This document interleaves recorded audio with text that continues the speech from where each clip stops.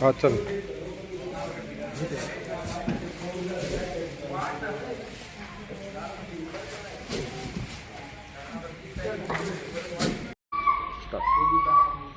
गेल्या 17 नोव्हेंबरला बांगलादेशने कांद्यावरती असलेले 10%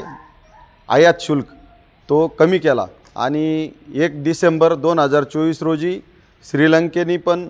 त्याच पद्धतीने त्यांच्याकडं प्रति किलो 30 रुपये असलेला कांद्यावरचा आयात कर कमी करून आणि तो 10 रुपये किलो केला। तर आज आपण बघताय का श्रीलंकेसाठी पण अतिशय चांगल्या प्रमाणात लोडिंग चालू झालेली आहे आणि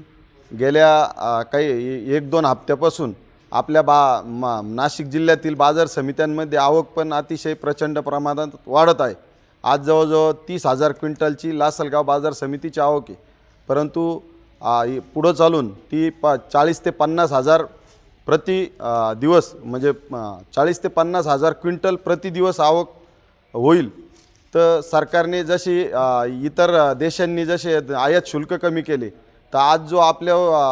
भारताचा जो निर्यात शुल्क आहे